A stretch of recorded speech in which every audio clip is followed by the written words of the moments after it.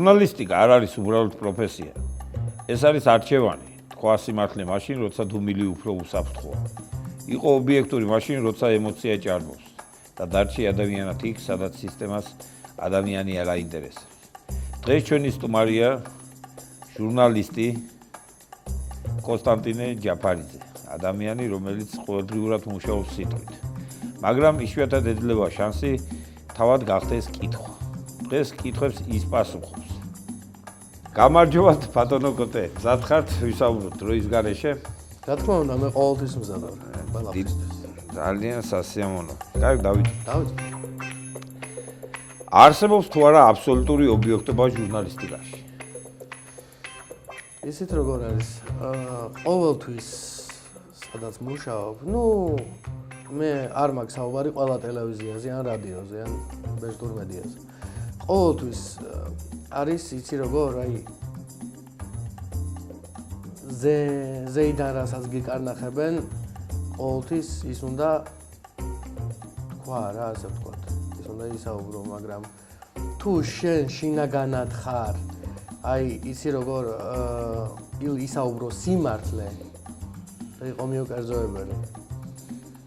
მაშინ უკვე ბევრი მტერიც გაგიჩნდება, მაგრამ საერთოდ ნათქვამია, თუ შენზე ლაპარაკობენ, ესე იგი სწორ გზასად გახარ და მოდით ილაპარაკონ ჩვენზე, რადგან ჩვენ უკვე სწორ გზაზე ვდგავართ.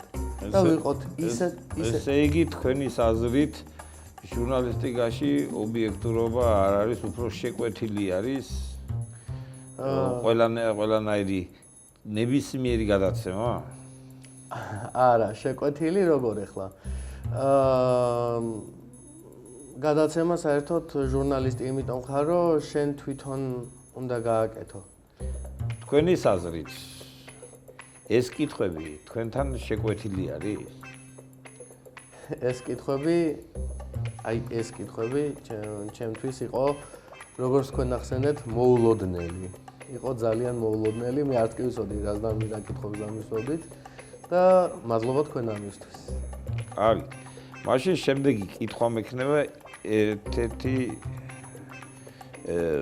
ამასთან მიბმული, ასე რომ ვთქვათ, ქონია შემთხვევა, როცა სიმართლე იცოდით, მაგრამ ვერ თქვით. იმ კითხვიდანაა გამომდინარე თქვენ რო თქვით, რომ რასაც დაგავალებენ ის უნდა თქვა. ცოდნიათ სიმართლე რომ ესე იყო, მაგრამ თქვენ რო გითხრეს ისე თქვიო, ისე თქვით. იყოფილა ესე შემთხვევა? ჯერჯერობით არა, ჯერჯერობით. მაგრამ მოსალოდნელი არის, ხო? მე დღესდღეობით სადაც ვმუშაობ, იქ იმდენად კარგი ხალხი არის, იმდენად დადებითი ადამიანები და ჟურნალისტები და პროდიუსერები. მე სატელევიზიო ეთერში ვიტყვი ამ გადაცემაში, რომ ისინი ჩემთვის მეორე ოჯახი არიან და მე მათი მჯერა ბოლომდე. კარგით, ისევ განვაგრძოთ ეს თემა და ისე მსახურება ჟურნალისტი დღეს საზოგადოებას, რედაქციას თუ რეიტინგს? ჟურნალისტი პირველ რიგში უნდა ემსახურებოდეს ჩემი აზრით, რა თქმა უნდა, ჩემი აზრით ხალხს. რატომ? იმიტომ რომ ჟურნალისტი ესაუბრება ხალხს ოღონდ მეორე ტელეხიდის მეშვეობით, ასე ვთქვათ.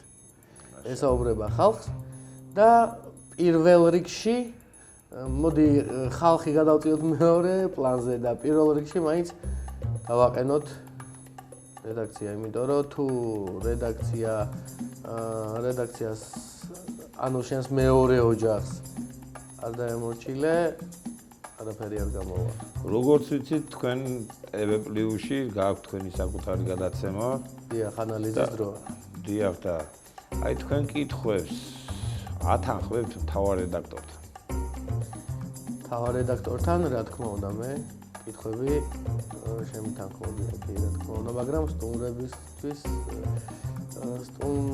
რამდენიმე სტუმრიდან შემიძლია ვთქვა, რომ ერთმა იცოდა ის კითხვები, არ დავასახელებინ, მაგრამ იცოდა ერთმა ის კითხვები და საკმაოდ კარგად გავართვით თავი გადაწყდა. კარგი, გასაგებია და მაგრამ რედაქტორთან ყოველთვის ვათანხმებ ყველაფერს. ხო თუ ყოფილა შემთხვევა რედაქტორს თქვენთვის კითხვა ამოეღოს ან არ მოწონებოდეს. და რა დამუსახელებია ამის მიზეზად? კი ყოფილა. მე ამ გადაცემაში ხა თქვენთან ძალიან თავისუფალი ვარ და ვცდილობ რომ ყველა შეკითხვას უპასუხო სიმართლე, გიპასუხოთ სიმართლე და ამოვწურავად რა თქმა უნდა. კი ყოფილა შემთხვევა, როდესაც რედაქტორს არ მოსწონებია კითხვა და მათ შორის მეც არ მომწონებია კითხვა, იმიტომ რომ შემიძლია ვთქვა, რომ ძალიან ყოფილა შემთხვევა, რომ სწრაფად სიჩქარეში დამიწერია კითხვები და რატომ ამასაც აქვს გამართლება. იმიტომ რომ გადაცემა მქონდა სიტყვაზე 20 წუთში უნდა დამეწყო ეთერი, 15 წუთში უნდა დამეწყო ეთერი და არ ვიყავი მზად და უცებ დავწერე კითხვები და ყოფილა შემთხვევა სიჩქარის გამო ერთი კითხვა უნდა დამეწერა და სულ სხვა აღმოჩნდა კითხვა, სულ სხვა დავწერე და ეს კითხვა იყო ამოსაღები და რაც რეალურად უნდა დამესვა კითხვა ის ჩავამატეთ, ეს სრულიად ნორმალური ამბები ვფიქრობ. კარგით, გასაგებია. სად გადის ზღვარი პროფესიული ეთიკას და ცენზურას შორის ვაში? სად გადის ზღვარი პროფესიულ ეთიკასა და ცენზურას შორის?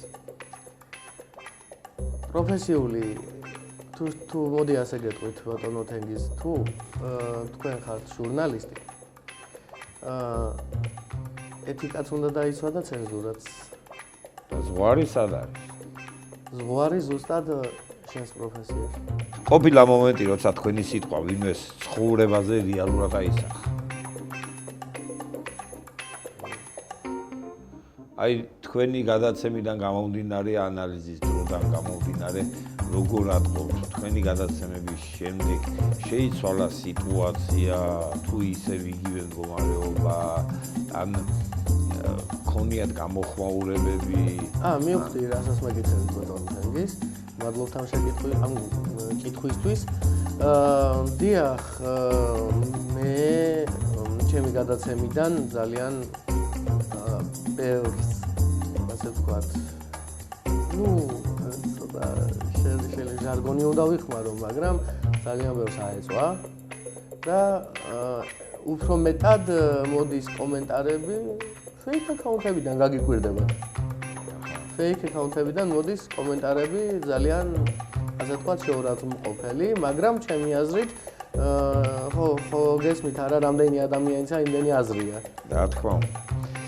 მე როგორც ვიცი, თქვენთან უпростоრად ჩვენთან ტელევიზიაში არის ესეთი პიროვნება შავლეკ ჭყოიძე, რომელსაც მიყავს გადაცემა კვირის შეჯამება, პოლიტიკური გადაცემა. თითქმის ანალოგიას ვერ დავარქმევ, მაგრამ სადღაც გავს ერთმანეთს, იმიტომ რომ ყველა სულ პოლიტიკაზე საუბრობთ თქვენს და ისინი და თქვენ კონკურენტად თუ აღიქვამთ მას? პირველ რიგში ჩემი გადაცემა არის თემატიკით საზოგადოებრივი პოლიტიკური და ბატონი შავლეკის გადაცემა არის მხოლოდ პოლიტიკური. რას ნიშნავს საზოგადოებრივი პოლიტიკური, ასევე დავიწყოთ. საზოგადოებრივი პოლიტიკური ნიშნავს მოიწვიო სიტყვაზე მომღერლების, ხილობებით, პოლიტიკოსებით და ასე ვთქვათ, გადაცემა გამოდის მრავალფეროვანი მეთანხმებით ალბათ. და პოლიტიკური თემატიკის გადაცემაში ხო არ შეგიძლია შენ მომღერლის მოწვევა ან რატო ქართველებს ხო ყავს მომღერალი პოლიტიკოსები, სპორტსმენი პოლიტიკოსები ყავს? კი, ყავს ძალიან ბევრი. ობერე არ შეგვიძლია? ისინი უკვე პოლიტიკაში არიან და ასე ვთქვათ, შეგვიძლია დავარქოთ, რომ შეუძლიათ ყოველ პოლიტიკურ გადაცემაში მოხდა. გასაგებია, მაგრამ კარგით, ეგრე იყო. და მე ბატონ შავლეკს ჩემს კონკურენტად არ აღვიქვამი, იმიტომ რომ ისიც ძალიან კარგი ადამიანია, საკმაოდ წარმატებული და ყველა ბატონ შავლეკს მე პირადად ძალიან დიდ წინსვლას ვუსურვებ და წარმატებებს. და გილოცავ შავლეკ ამდე გახალწავს და ეს არის მრავალ შემოგარება. ერთი სრულიად ყველასთვის სასიამოვნო კითხვაა. დიახ. ვისი სურვილი ყველაზე მეტად შენ გადაცემაში? ჩემს გადაცემაში ყველაზე მეტად. ქართველ გულისხმობ თუ გულისხმობ?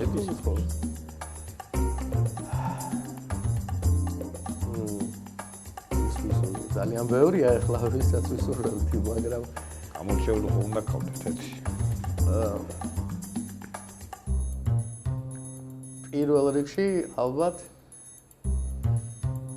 ჩემი მშობლიური სახლიდან რავი თუ დამიჯდებოდით დიდი სიამოვნებით არ გაწმენდით, არ არის პრობლემა. ნებისმიერ თემაზე ვისაუბროთ. გინდა პოლიტიკურზე, გინდა არაპოლიტიკურზე. არ არის პრობლემა. არა მაქვს პრობლემა.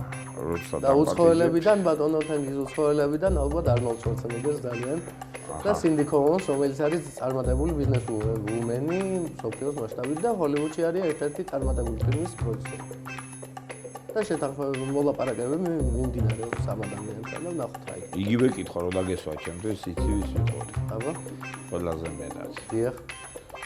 მე მინდოდა ჩემთან ერთად გადაცემაში ყოფილიყო ერთადერთი ადამიანი, მართალია ცოცხალი არ არის, მაგრამ ძალიან დიდი სიამოვნებით ვისაუბრებდი ისააკ ნიუტონთან. ისააკ ნიუტონი. მე ალბათ უფრო წინ წავიწევოდი და ალბერტ აინშტაინთან. ნიუტონთან.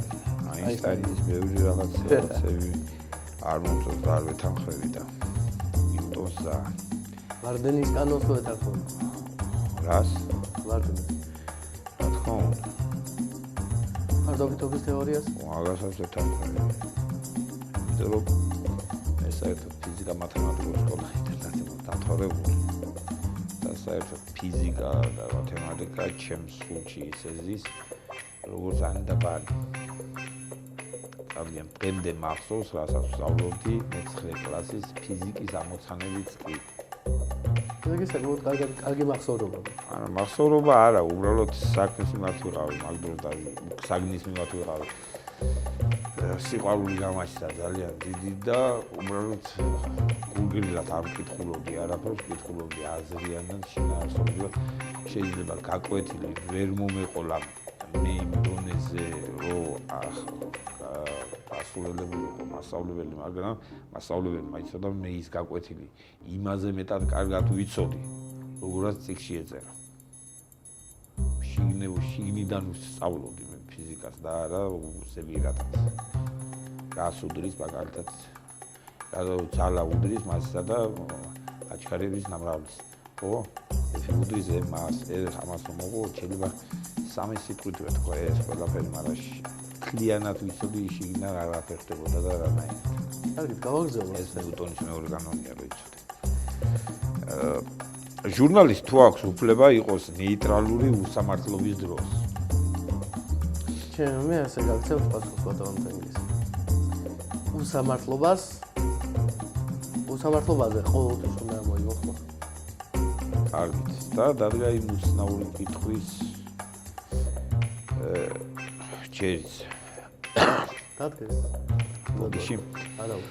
ბატონ კონსტანტინესათვის აჭარული ხაჭაპური, მეგრული ხაჭაპური, იმერული ხაჭაპური თუ ოსური ხაბიზგინა?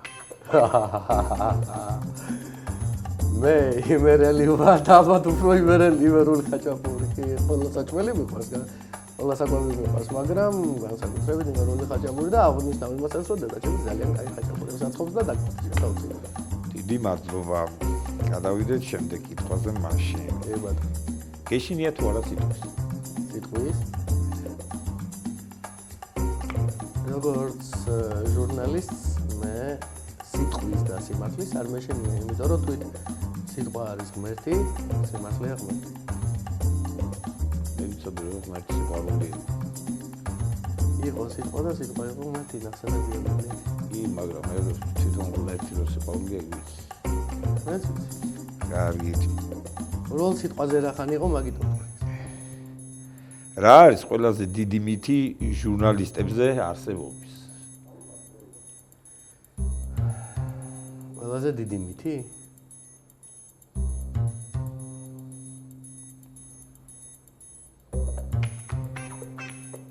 ფიქრისთვის მაქვს დრო.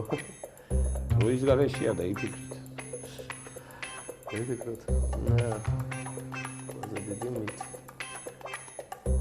ყველაზე დიდი მითი არის. ალბათ ის რომ ჟურნალისტებს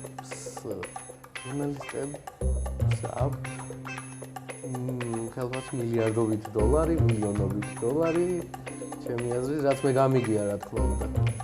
ჩემი აზრით, ჟურნალისტი არა, მე გამიგია და აქვს ნამდვილად აქვს თუნდაც საქართველოში არა, ვერც ეკნება საქართველოში ჩემი აზრით, იმიტომ რომ ჩვენი ბიუჯეტიდან გამომდინარე ვერ მოხერხდება ეს, მაგრამ მივესალმები თუ რა თქმა უნდა იქნება შესაძლებლობა რომ დაფასდეს ჟურნალისტი. და კვლავ კიდე მოულოდნელი კითხვა.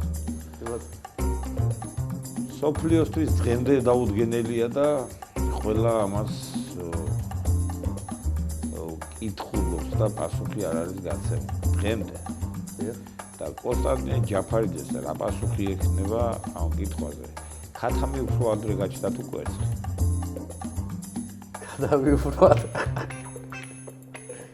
ქათამი უფრო ადრე გაჩნდა თუ კვერცხი? კვერცხი. კარგი. ქონიათ სურვილი ერთხელ მაინც ყველაფერი თქვა უჩვეულო ფორმით, ფილმით, წიგნით, მონოლოგით. ვიცი რომ თქვენ ერთი წიგნი გააქვთ გამოშვებული, პოსტები, საკმაოდ მოგითხრათ. როგორი წიგნია იცით? სენტიმენტებით ასავსე, მე ზოგადად წავიკითხე. სენტიმენტალური წიგნი და არ არის სახალისო რაღაც ხმად ჩასაფიქრებელია. რაც ძალიან მოწონს მე ყველა მწერალში. მითო მეყვარს დოსტოევსკი. მითო მეყვარს კაფკა. ქონიათ? მე ასე გეტყვით. ჩემი წიგნი თუ აქვს საკითხონე, მე თორემ რა ქვია წიგნი. და აღარ მას. სული სახელი. ხო, სული სახელი, ხო. სული სახელი მე რატომ დავარქვი? იქ წერ დედაზე ლეს. მოსაც კი არ დაიჯერა. იქ წერ მე ჩემს სულს. რომელიც აღარ არის. და იქ წერ მე მამაზე, ნუ თითქმის ყველაზე აბსოლუტურად ის შემგვერდით ვინც რეალებს, ვინც შემგვერდში იყო და ვინც დღევანდელ ადამიანად შექმნა იმ ადამიანებზე და ზუსტად დაძეგლი ეს მე რაც წავიკითხე. და ვისი მადლითაც მე ვარსები. გასაგები. ერთი კითხვა და კიდე კითხოთ, ესეც უჩვეულო და მივეჭირო თქვენ ამოწეულ კითხვას ისმენთ. 30 წლის თითქმის 30 წლის კონსტანტინე ჯაფარიძე არის თუ არა შეყვარებული? თან ძალიან შეყვარებული. ზედმეტად შეიძლება იყოს. ძალიან შეყვარებული. და ასე ვიტყვი, ბატონო თენგის ოდეს წუთით მომეწით რომ თქვა როგორ მიყვარს. სულის გავლით გულამდე და გულის გავლით მომეთან. ალბათ ხდება ვიზედაც ამბობს ბატონი კონსტანტინე და ტელევიზიის სახით აგიხსნათ სიყვარული. მეტი აღარ არის სიყვარული ახსნა საჯირო. მეტი სიტყვით ხო აღარ არის საჯირო. ყველაფერია მეთქვა. რას ვერ აპატიებდი საკუთარ თავს პროფესიულ ცხოვრებაში? ღალატს. და უპატივცემულობას. კონსტანტინე ჯაფარიძისთვის ხელოვნება რით შემოიფარგლება? ფილმით? პირდაპირ კითხვებზე პასუხს გაძლევ. რით შემოიფარგლება ხელოვნება კონსტანტინე ჯაფარიძისთვის? ფილმით, ხატრობით, სპექტაკლით, პოეზიით, წერლობით, ქანდაკება, ფერწერა თუ სხვა რამ.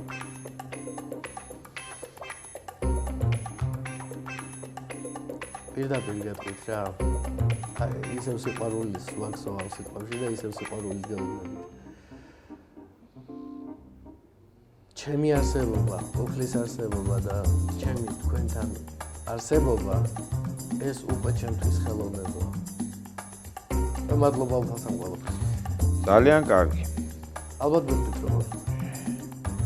შეიძლება იყოს თუ არა ჟურნალისტი ბედნიერი ადამიანი მაშინაც კი როცა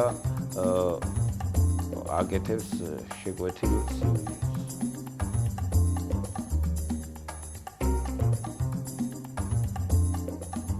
მე უფრო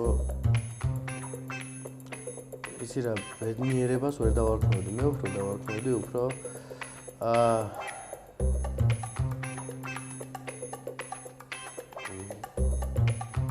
შეკვეთილ სტატიას თუ ან სტატიას თუ დიახ შეკვეთილ სიუჟეტს თუ აკეთებ ჩემი აზრით სადაც აი შენ თავს ვერ შენი აზრი არ გამოგაქვს უბრალოდ შეკვეთილებს რომ უნდა გააკეთო ეს და უნდა გააკეთო ის და შენი აზრი იქ არავის არ აინტერესებს აი მაშინ შეიძლება იყოს ბედნიერი მაგას ჩემი აზრით ვერ იქნება რატო შენ ხომ მაინც ჟურნალისტურ საქმეს აკეთებ. კი, მაგრამ არის გარკვეული ნიუანსები, რაღაცები. ზნობით უნდა აკეთებდე ყველაფერს, ჩემი აზრით და ინტერესით და უნდა ზრუნავდე შენს გუნდზე, ჩემი აზრით. არით. და გუნდი, იმიტომ ქვია ტელევიზიაში მომუშავე ყველა თანამშრომლს, რომ ერთდროულად უნდა, ანუ ერთიანად უნდა აკეთებდეთ ყველაფერს, მთელი გუნდით, მთელი სულით და არა ვიღაც ზემოქმედის კარნახით ჩემი აზრით. აქ არ მაქვს საუბარი ხელმძღვანელზე ან იმაზე, აქ უფრო ზედა. გასაგები. რას ურჩევდით ახალგაზრდა ადამიანს, რომელიც დღეს ამ პროფესიას ირჩევს? მოკლედ, ორი სიტყვით თუ შეგიძლია. შემიძლია. მე ვინც ამ გზას ადგახართ, ან ამ გზასთან ახლოს ხართ და იწყებთ ამ გზაზე სიარულს, მე მინდა გითხრათ ასეთი რამ. არასოდეს არ იყოთ. იყავით ასე ვთქვათ მიუგერძოებლები. არასოდეს არ გაჩუმდეთ. ყოველთვის ამოიღეთ ხმა, უსამართლობას შეეწინააღმდეგეთ. არასოდეს არ დაჩაგროთ არავინ. და ყოველთვის გიყვარდეთ თქვენი საქმე. ყოველთვის ყოველ წამს და ყველგან იყავით ის რაც ხართ, იყავით ადამიანები და თქვენი ფასი დაფასდებით აუცილებლად. აუცილებლად ადრე თუ გვიან თქვენ მიაღწევთ იმას, რაზეც ოცნებობთ. ძალიან კარგი. ერთი კითხვა. დიახ. აი დღეს რომ თქვენ მოგცეთ ესეთი დავალება რა. უნდა წაიკითხოთ წიგნი. რომელი წიგნს წაიკითხოთ?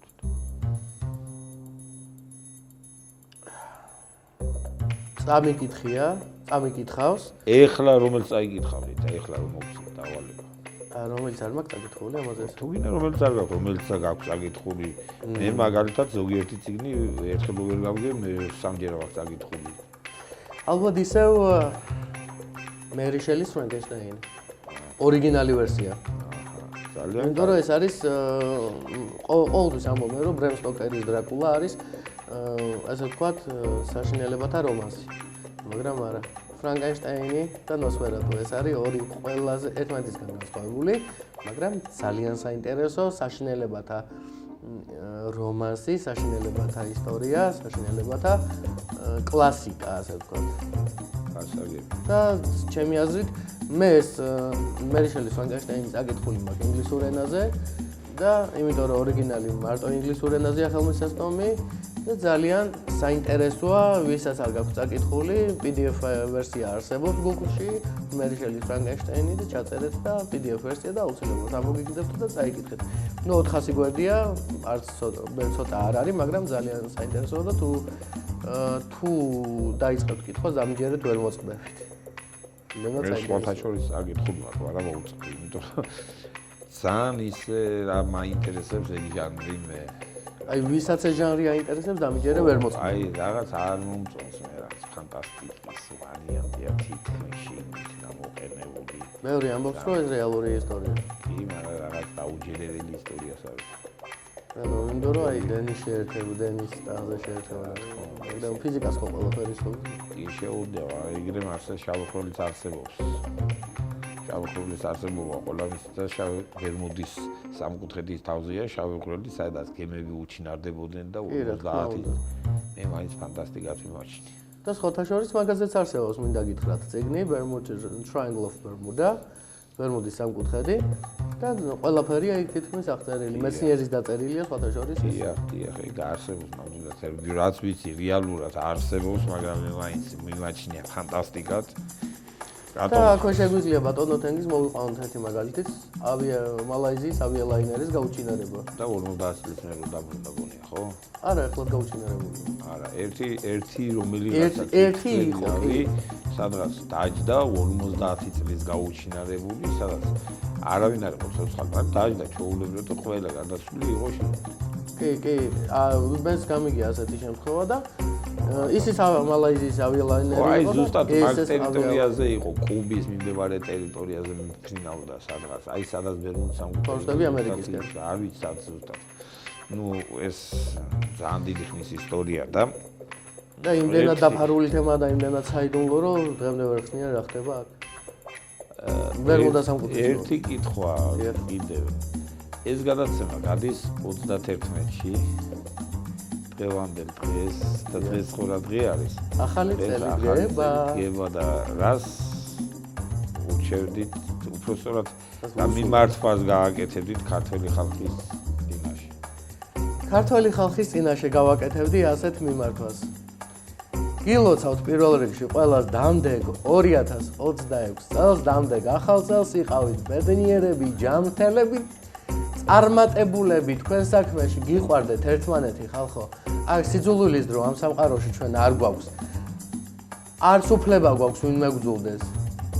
პირველ რიგში ქრისტეს ამდენი რამე გავუკეთეთ და მას ვუყვაროთ.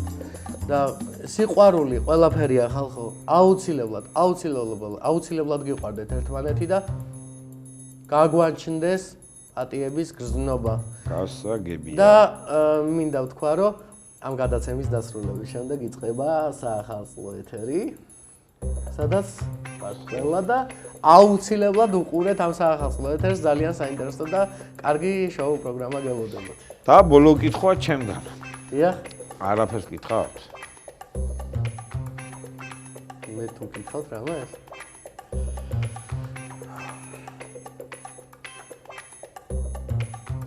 პირიქით გეტყვით. არა, კითხვა უნდა გამისოთ რა იმე. რა თქვენთვის საინტერესო იქნება ჩემი პასუხი რო იყო თქვენთვის საინტერესო, ისეთ კითხვა დამისვით. კარგით. ამ კითხვებს, რაც ახლა დამისვით.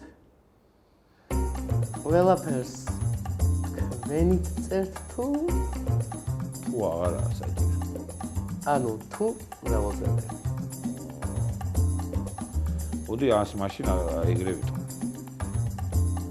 და რამდენი ხანი ამდენობთ ამ კითხვებს?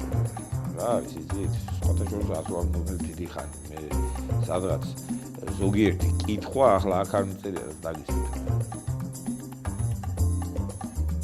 უბრალოდ მარტივი არის, როცა აქ გადაცემა, ფიქრობ გადაცემაზე კითხვა თავისთვის მოდის.